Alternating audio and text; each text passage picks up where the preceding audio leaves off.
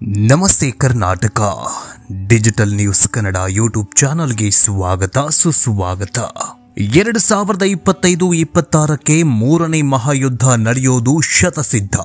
ಈ ಮಹಾಯುದ್ಧದಲ್ಲಿ ಅಂದ್ರೆ 2025ರಿಂದ 30ರವರೆಗೆ 13 ಇಸ್ಲಾಂ ರಾಷ್ಟ್ರಗಳೊಟ್ಟಿಗೆ ಪಾಕಿಸ್ತಾನ ಮತ್ತು ಚೀನಾ ಭಾರತದ ಮೇಲೆ ಯುದ್ಧ ಸಾರಲಿದೆಯಂತೆ।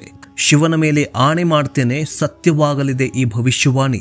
ಕರ್ನಾಟಕ, ಉತ್ತರ ಕರ್ನಾಟಕ, ದಕ್ಷಿಣ ಕರ್ನಾಟಕ ಹೀಗೆ 3 ಭಾಗವಾಗಿ ಹರಿದು ಹಂಚಿ ಹೋಗಲಿದೆ ಕರ್ನಾಟಕ। 3 ಮುಖ್ಯಮಂತ್ರಿಗಳಾಗಲಿದ್ದಾರೆ।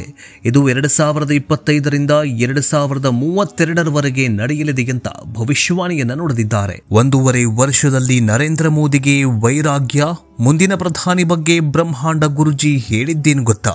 ಕಾಶ್ಮೀರದಲ್ಲಿ ಶಾರದಾಂಬೆಯ ಮಂದಿರ ಪುನರ್ ನಿರ್ಮಾಣ ಮಾಡದೆ ಹೋದ್ರೆ ಭಾರತಕ್ಕೆ ಕಾದಿದೆಯಂತೆ ಗಂಡಾಂತರ। ಜೊತೆಗೆ ಬ್ರಹ್ಮಾಂಡ ಗುರುಜಿ ನುಡಿಯುವಂತಹ ಭವಿಷ್ಯವಾಣಿಗಳು ಸ್ವಲ್ಪ ಖಾರವಾಗಿರತ್ತೆ, ಆದರೆ ಅವು ನಿಜವಾಗಿಯೂ ಕೂಡ ಆಗಿದೆಯಂತೆ। ಜೊತೆಗೆ ಬ್ರಹ್ಮಾಂಡ ಗುರುಜಿಯವರು ಮುಂದಿನ ವರ್ಷ ಅಂದ್ರೆ ಮುಂದಿನ ತಿಂಗಳುಗಳಲ್ಲಿ ಭಾರತಕ್ಕೆ ಹೊಸ ಪ್ರಧಾನಿಯಾಗಲಿದ್ದಾರೆ। ಪ್ರಧಾನಿ ನರೇಂದ್ರ ಮೋದಿ ಅವರು ರಾಜೀನಾಮೆಯನ್ನು ಕೊಟ್ಟು ವೈರಾಗ್ಯ ಅಂದ್ರೆ ತಪಸ್ಸಿಗೆ ಹೋಗ್ತಾರಂತೆ। ಹಾಗಾದ್ರೆ ಬ್ರಹ್ಮಾಂಡ ಗುರುಜಿಯ ಬಗ್ಗೆ ನಿಮ್ಮ ಅನಿಸಿಕೆ ಏನು? ಜೊತೆಗೆ ಕೋಡಿಶ್ರೀಗಳು ಮತ್ತು ಬ್ರಹ್ಮಾಂಡ ಗುರುಜಿಗಳ ಭವಿಷ್ಯವಾಣಿಗಳ ಬಗ್ಗೆ ನಿಮ್ಮ ಅನಿಸಿಕೆ ಏನು? ಕಮೆಂಟ್ ಮೂಲಕ ತಿಳಿಸಿ। ಬನ್ನಿ ವಿಡಿಯೋವನ್ನ ಶುರು ಮಾಡೋಣ। ಮೊದಲಿಗೆ 2025ರಿಂದ 2030ರವರೆಗೆ ಮೂರನೇ ಮಹಾಯುದ್ಧ ನಡೆಯೋದು ಶತಸಿದ್ಧ ಅಂತ ಬ್ರಹ್ಮಾಂಡ ಗುರುಜಿಯವರು ಹೇಳಿದ್ದಾರೆ। ಮೊದಲಿಗೆ ಅದರ ಬಗ್ಗೆ ನೋಡ್ತಾ ಹೋಗೋಣ। ಹೌದು, 2025ರಿಂದ 30ರವರೆಗೆ ವಿಶ್ವಕ್ಕೆ ದೊಡ್ಡ ಕಂಟಕ ಎದುರಾಗಲಿದೆ। ಈಗಾಗಲೇ ಕೊರೋನಾ ನಂತರ ಇಡೀ ವಿಶ್ವ ಆರ್ಥಿಕವಾಗಿ ಮುಗ್ಗರಿಸಿ ಬಿದ್ದಿದ್ದು, ಈಗ ಮೂರನೇ ಮಹಾಯುದ್ಧದ ಕಾರ್ಮೋಡ ಕವಿಯಲಿದೆ। ಸಪೋಸ್ ಏನಾದರೂ ಮೂರನೇ ಮಹಾಯುದ್ಧ ನಡೆದಿದ್ದೆಯಾದರೆ ಇಡೀ ವಿಶ್ವ ಅಂದ್ರೆ ವಿಶ್ವದಲ್ಲಿರುವಂತಹ ಅಮೆರಿಕ ಸೇರಿದಂತೆ ಬಲಿಷ್ಠ ರಾಷ್ಟ್ರಗಳೂ ಸೇರಿದಂತೆ 50 ವರ್ಷ ಹಿಂದೆ ಹೋಗಲಿವೆಯಂತೆ। ಅದೇ ತೆರನಾಗಿ ಬ್ರಹ್ಮಾಂಡ ಗುರುಜಿಯವರು ಮೂರನೇ ಮಹಾಯುದ್ಧದ ಮುನ್ಸೂಚನೆಯನ್ನ ನೀಡಿದ್ದಾರೆ। ಈ ಮಹಾಯುದ್ಧದಲ್ಲಿ 13 ರಾಷ್ಟ್ರಗಳು ಸೇರಿಕೊಂಡು ಭಾರತದ ಮೇಲೆ ಯುದ್ಧಕ್ಕೆ ಸಾರಲಿವೆ, ಯುದ್ಧ ಮಾಡಲಿವೆ ಅಂತ ಬ್ರಹ್ಮಾಂಡ ಗುರುಜಿ ಸ್ಫೋಟಕ ಭವಿಷ್ಯವಾಣಿಯನ್ನು ನುಡಿದಿದ್ದಾರೆ। ಈಗಾಗಲೇ ಭಾರತ ಮತ್ತು ಪಾಕಿಸ್ತಾನದ ನಡುವೆ ಯುದ್ಧದ ಕಾರಮೋಡ ಇದ್ದೇ ಇದೆ। ಆದರೆ ಇವತ್ತು ಪಾಕಿಸ್ತಾನ ಪ್ರಧಾನಿ ಶಹಬಾಜ್ ಶರೀಫ್ ಹೇಳಿಕೆ ಕೊಟ್ಟ ಬೆನ್ನಲ್ಲೇ ಮತ್ತಷ್ಟು ಗಡಿ ಭಾಗದಲ್ಲಿ ಉದ್ವಿಗ್ನತೆ ಹೆಚ್ಚಾಗಿದೆ। ಯಾವಾಗ ಬೇಕಾದರೂ ಮಿಸೈಲ್ಗಳು ಮತ್ತೆ ಹಾರಬಹುದು, ಮಿಸೈಲ್ಗಳು ಪಾಕಿಸ್ತಾನದಿಂದಲೂ ಭಾರತದ ಮೇಲೆ ಬೀಳುವ ಸಾಧ್ಯತೆ ಇದೆ। ಆದರೆ ಮೂರನೇ ಮಹಾಯುದ್ಧ ನಡೆದಿದ್ದೆಯಾದಲ್ಲಿ ಅದು ಭಾರತ ಪಾಕಿಸ್ತಾನದ ನಡುವೆ ನಡೆಯುತ್ತೆ ಅನ್ನುವಂತಹ ಭವಿಷ್ಯವಾಣಿಯನ್ನ ನುಡಿದಿದ್ದಾರೆ। ಇನ್ನೊಂದು ಆಘಾತಕಾರಿ ವಿಚಾರ ಏನಂದ್ರೆ ಭಾರತ ದೇಶ ಮತ್ತೆ 2 ಭಾಗ ಆಗಲಿದೆ ಅಂತ ಭವಿಷ್ಯವಾಣಿಯನ್ನು ನುಡಿದಿದ್ದಾರೆ। ಇದರ ನಡುವೆ ಬಾಂಗ್ಲಾದೇಶ, ಚೈನಾ ಕುತಂತ್ರ ಮಾಡಿ ಭಾರತ ದೇಶದ ಮೇಲೆ ದಾಳಿ ಮಾಡಲಿವೆ। ನಮಗೆ ಅಮೆರಿಕದಿಂದಾಗಲಿ ಬೇರೆ ಯಾವ ದೇಶದಿಂದ ಸಹಾಯ ಸಿಗೋದಿಲ್ಲ, ರಷ್ಯಾ ಒಂದೇ ಸಹಾಯ ಮಾಡಲಿದೆ ಅಂತ ಹೇಳಿದ್ದಾರೆ। ಇದೇ ವೇಳೆ ಕರ್ನಾಟಕದ ಬಗ್ಗೆಯೂ ಭವಿಷ್ಯವಾಣಿಯನ್ನ ನುಡಿದಿದ್ದು, ಕರ್ನಾಟಕ 3 ಭಾಗ ಆಗುವುದು ಶತಸಿದ್ಧ। ಶಿವನ ಮೇಲೆ ಆಣೆ ಮಾಡ್ತೇನೆ ಸತ್ಯವಾಗಲಿದೆ ಈ ಭವಿಷ್ಯವಾಣಿ। ಕರ್ನಾಟಕ, ಉತ್ತರ ಕರ್ನಾಟಕ, ದಕ್ಷಿಣ ಕರ್ನಾಟಕ ಹೀಗೆ 3 ಭಾಗವಾಗಿ ಹರಿದು ಹಂಚಿ ಹೋಗಲಿದೆ ಕರ್ನಾಟಕ। 3 ಮುಖ್ಯಮಂತ್ರಿಗಳಾಗಲಿದ್ದಾರೆ। ಇದು 2025ರಿಂದ 2032ರವರೆಗೆ ನಡೆಯಲಿದೆ ಅಂತ ಭವಿಷ್ಯವಾಣಿಯನ್ನ ನುಡಿದಿದ್ದಾರೆ। ಇನ್ನು ಮೂರನೇ ಮಹಾಯುದ್ಧ ನಡೆಯೋದು ಶತಸಿದ್ಧ ಅಂತ ಹೇಳಿದ ಬೆನ್ನಲ್ಲೇ ಇಂತಹ ಕೆಟ್ಟ ಘಟನೆಗೆ ಸಾಕ್ಷಿ ಎಂಬಂತೆ 2025ರಲ್ಲಿ 3 ಗ್ರಹಣಗಳು ಒಂದೇ ವರ್ಷ ಸಂಭವಿಸಲಿವೆ ಅಂತ ಹೇಳಿದ್ದಾರೆ। 3 ಗ್ರಹಣಗಳು ಒಂದೇ ವರ್ಷದಲ್ಲಿ ಬರುವುದು ಶುಭ ಸೂಚಕವಲ್ಲ, ಆದರೆ 3 ಗ್ರಹಣಗಳು ಏಕಕಾಲಕ್ಕೆ ಬರಲಿವೆ ಎಂಬುದು ಆತಂಕ ಮೂಡಿಸಿದೆ। ಪುರಿ ಜಗನ್ನಾಥ ಕ್ಷೇತ್ರ ಸಂಪೂರ್ಣ ಮುಳುಗಿ ಹೋಗುತ್ತೆ, ಜೊತೆಗೆ 20 ಅಡಿ ನೀರು ಬರುತ್ತೆ। ಇನ್ನೊಂದೆಡೆ ನೀರಿನ ಅಭಾವ ಉಂಟಾಗಿ ರೋಗ ರುಜಿನಗಳು ಹೆಚ್ಚಾಗಲಿವೆ, ಜನ ಸಾಯಲಿದ್ದಾರೆ ಅನ್ನೋದರ ಮೂಲಕ ಹೊಸ ರೋಗದ ಉದ್ಭವ, ಹೊಸ ರೋಗ ಬರುವ ಸಾಧ್ಯತೆ ಇದೆ ಅಂತ ಬ್ರಹ್ಮಾಂಡ ಗುರುಜಿಯವರು ಭವಿಷ್ಯವಾಣಿಯನ್ನು ನುಡಿದಿದ್ದಾರೆ। ಇನ್ನು ದೇಶದ ಬಗ್ಗೆ ಅಂದ್ರೆ 1.5 ವರ್ಷದಲ್ಲಿ ನರೇಂದ್ರ ಮೋದಿಗೆ ವೈರಾಗ್ಯ, ಮುಂದಿನ ಪ್ರಧಾನಿಯ ಬಗ್ಗೆ ಬ್ರಹ್ಮಾಂಡ ಗುರುಜಿ ಸ್ಫೋಟಕ ಭವಿಷ್ಯವಾಣಿಯನ್ನು ನುಡಿದಿದ್ದಾರೆ। ದೇಶದ ಪ್ರಧಾನಿ ಬದಲಾವಣೆ ಬಗ್ಗೆ ಮಹತ್ವದ ಭವಿಷ್ಯ ನುಡಿದಿರುವ ಬ್ರಹ್ಮಾಂಡ ಗುರುಜಿ ಸದ್ಯದ ಕುತೂಹಲಕಾರಿ ಮಾಹಿತಿಗಳನ್ನ ಭವಿಷ್ಯದ ರೂಪದಲ್ಲೆಲ್ಲ ಹೇಳಿದ್ದಾರೆ। ಬಹಳ ಕೆಟ್ಟ ದಿನಗಳು ಮುಂದೆ ಬರಲಿವೆ. ರೋಗ ರುಜಿನ ಅಪಘಾತಗಳು ಹೆಚ್ಚಾಗಲಿವೆ.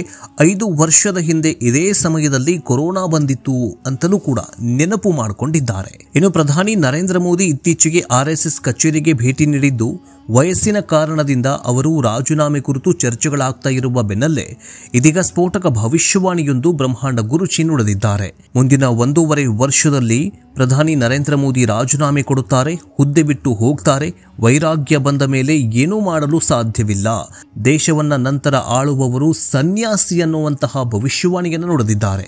ಇದೇ ವೇಳೆ ಗೋರಕ್ಷಕ ವಿಷಯ ಮಾತನಾಡುತ್ತಾ ಯೋಗಿ ಆದಿತ್ಯನಾಥ್ ಅವರ ಹೆಸರನ್ನು ಕೂಡ ಉಲ್ಲೇಖಿಸಿ ಮಾತಾಡಿದ್ದಾರೆ. ಗೋರಕ್ಷಕ ಕೇಂದ್ರವನ್ನ ದೇಶದಲ್ಲಿ ಮೋದಿಯವರು ಮಾಡಿದ್ದಾರೆ.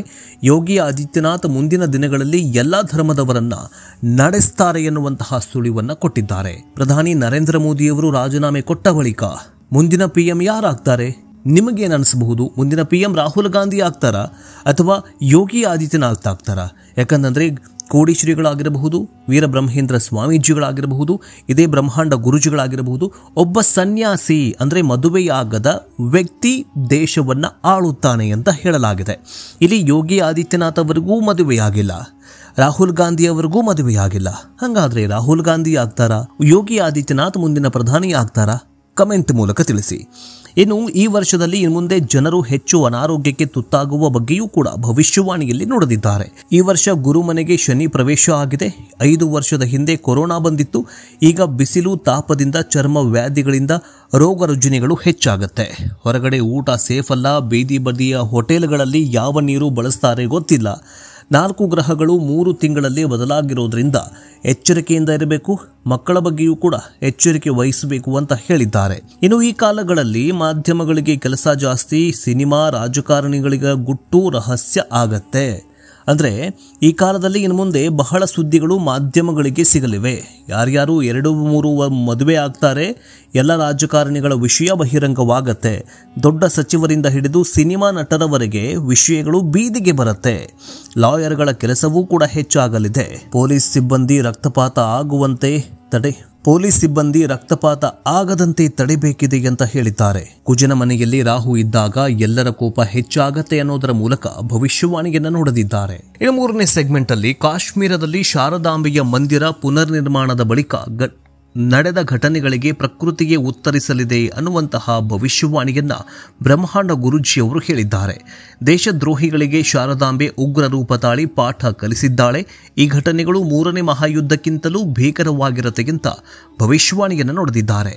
ಪಹಲ್ಗಾಮ್ನಲ್ಲಿ ನಡೆದಿರುವ ನರಮೇಧದ ಕುರಿತು ಮಾಧ್ಯಮಗಳು ಕೇಳಿರುವ ಪ್ರಶ್ನೆಗೆ ಉತ್ತರಿಸಿದಂತಹ ಬ್ರಹ್ಮಾಂಡ ಗುರೂಜಿಗಳು 3ನೇ ಮಹಾಯುದ್ಧ ನಡೆಯಬೇಕಿದೆ, ಅದು ಆಗುತ್ತೋ ಇಲ್ವೋ ಗೊತ್ತಿಲ್ಲ, ಆದರೆ ಕಾಶ್ಮೀರದ ಈ ಘಟನೆಯಲ್ಲಿ ಪ್ರಕೃತಿ ಪಾಠ ಕಲಿಸಲಿದೆ. ಕಾಶ್ಮೀರ ಪುರವಾಸಿನಿ ಪುನಃ ವಿರಾಜಮಾನಳಾಗಿದ್ದಾಳೆ. ಹಿಂದೂಗಳ ಮೇಲೆ ಆಗಿರುವ ದೌರ್ಜನ್ಯದ ಬಳಿಕ ಆಕೆ ಉಗ್ರ ರೂಪ ತಾಳಲಿದ್ದಾಳೆ. ಇದು ದೇಶದ್ರೋಹಿಗಳಿಗೆ ಪ್ರಕೃತಿಯ ಮೂಲಕವೇ ಪಾಠ ಕಲಿಸಿಕೊಡಲಿದ್ದಾಳೆ ಆ ಮಹಾತಾಯಿ ಅಂತ ಬ್ರಹ್ಮಾಂಡ ಗುರೂಜಿಯವರು ಭವಿಷ್ಯವಾಣಿಯನ್ನ ನುಡಿದಿದ್ದಾರೆ. ಕಾಶ್ಮೀರ, ಉತ್ತರಾಖಂಡ ಅಷ್ಟೇ ಅಲ್ಲ, ಪಾಕಿಸ್ತಾನದಲ್ಲಿ ಪ್ರಕೃತಿ ವಿಪ್ಲವ ಹೆಚ್ಚಾಗಿದೆ. ಅತಿಯಾದ ಮಳೆಯಿಂದಾಗಿ 1000ಕ್ಕೂ ಹೆಚ್ಚು ಜನರು ಪ್ರವಾಹದಲ್ಲಿ ಕೊಚ್ಚಿಕೊಂಡು ಹೋಗ್ತಾ ಇದ್ದಾರೆ. ಎಲ್ಲಿ? ಪಾಕಿಸ್ತಾನದಲ್ಲಿ. ರೋಗ ರುಜಿನಗಳು ತಾವು ಪಾಕಿಸ್ತಾನದಲ್ಲಿ ಉಸಿರಾಡ್ತಾ ಇರುವಂತಹ ಗಾಳಿಗೆ ವಿಷಗಾಳಿಯಾಗಿ ಹೋಗ್ಬಿಟ್ಟಿದೆ. ಇವೆಲ್ಲವೂ ಶಾರದಾಂಬೆಯ ಶಾಪ ಅಂತ ಬ್ರಹ್ಮಾಂಡ ಗುರೂಜಿಯವರು ಹೇಳ್ತಾ ಇದ್ದಾರೆ. ಶಾರದಾಂಬೆಯ ವಿಗ್ರಹ ಪುನರ್ ಪ್ರತಿಷ್ಠಾಪನೆಗೆ ಶೃಂಗೇರಿ ಮಠದಿಂದಲೇ ಶತ್ವಿಜರ ತಂಡವನ್ನ ಕಳುಹಿಸಲಾಗಿತ್ತು. ವಾಸ್ತು ಹೋಮದ ಪ್ರಕಾರ ಶಾರದಾಂಬೆಯ ವಿಗ್ರಹವನ್ನ ಮತ್ತೆ ಪ್ರತಿಷ್ಠಾಪನೆ ಮಾಡಲಾಗಿದೆ. ಇದು ಮುಂದಿನ ದಿನಗಳಲ್ಲಿ ಅಂದ್ರೆ ಕಾಶ್ಮೀರವನ್ನ ಶಾರದಾಂಬೆ ಕಾಪಾಡಲಿದ್ದಾಳೆ ಎನ್ನುವಂತಹ ಭವಿಷ್ಯವಾಣಿಯನ್ನ ನುಡಿದಿದ್ದಾರೆ. ಅದೇನೇ ಆಗಲಿ, ಬ್ರಹ್ಮಾಂಡ ಗುರೂಜಿಗಳು ನುಡಿದಿರುವಂತಹ ಭವಿಷ್ಯವಾಣಿಗಳು ಮುಂದಿನ ದಿನಗಳಲ್ಲಿ ನಿಜವಾಗುವ ಲಕ್ಷಣಗಳು ಕೂಡ ಕಾಣಿಸ್ತಾಗಿದೆ. ಪುರಿ ಜಗನ್ನಾಥ ಮಂದಿರದಲ್ಲಿರುವಂತಹ ಇದೇ ಭವಿಷ್ಯಮಾಲಿಕ ಪುಸ್ತಕದಲ್ಲೂ ಕೂಡ ಇದೇ ಉಲ್ಲೇಖವನ್ನ ಮಾಡಲಾಗಿದೆ. ಪ್ರಧಾನಿ ನರೇಂದ್ರ ಮೋದಿಯವರು ರಾಜೀನಾಮೆಯನ್ನು ಕೊಡ್ತಾರೆ. ರಾಜೀನಾಮೆಯನ್ನು ಕೊಟ್ಟು ಸನ್ಯಾಸತ್ವವನ್ನು ಪಡೆದುಕೊಳ್ತಾರೆ ಅನ್ನುವಂತಹ ಭವಿಷ್ಯವಾಣಿಗಳು ಆಗಾಗ ವೈರಲ್ ಆಗ್ತಾ ಇದ್ದಾವೆ. ಸೆಪ್ಟೆಂಬರ್ ಹೊತ್ತಿಗೆ ಅಂದರೆ ಸೆಪ್ಟೆಂಬರ್ ತಿಂಗಳಲ್ಲಿ ಅವರು 75 ವರ್ಷ ಮುಗಿಸಿ 76ಕ್ಕೆ ಕಾಲಿಟ್ಟಿರೋದ್ರಿಂದಾಗಿ RSS ಮತ್ತು BJPಯಲ್ಲಿ ಅಲಿಖಿತ ನಿಯಮಾವಳಿ ಇದೆ.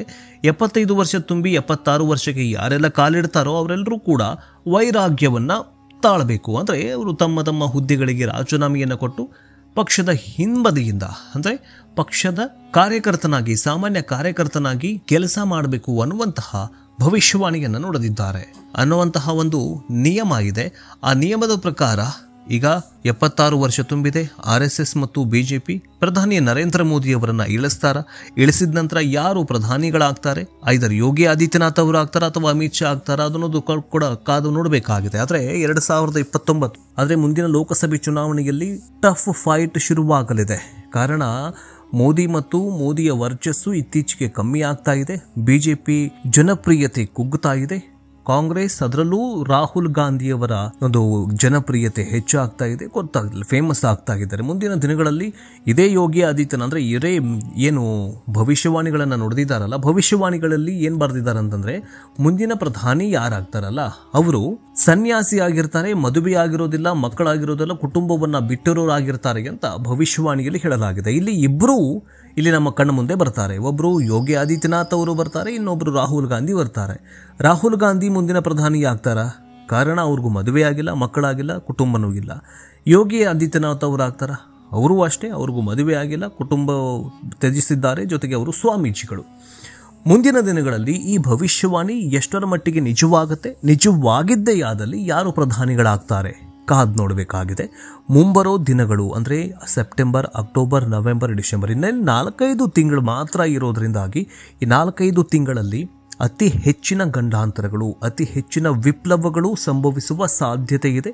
ಪ್ರಕೃತಿ ವಿಪ್ಲವ ಜಾಸ್ತಿ ಆಗುವ ಸಾಧ್ಯತೆ ಇದೆ. ವರ್ಷದ ಅಂತ್ಯಕ್ಕೆ ಹೊಸ ವೈರಸ್ ಕೂಡ ಬರುವ ಸಾಧ್ಯತೆ ಇದೆ ಅಂತ ಕೋಡಿಶ್ರೀಗಳು ಜೊತೆಗೆ ಬ್ರಹ್ಮಾಂಡ ಗುರೂಜಿಗಳು ಭವಿಷ್ಯವಾಣಿಯನ್ನು ನುಡಿದಿದ್ದಾರೆ. ಅದೇನೇ ಆಗಲಿ, ನಿಮ್ಮ ಪ್ರಕಾರ ಮುಂದಿನ ಪ್ರಧಾನಿ ಯಾರಾಗ್ತಾರೆ?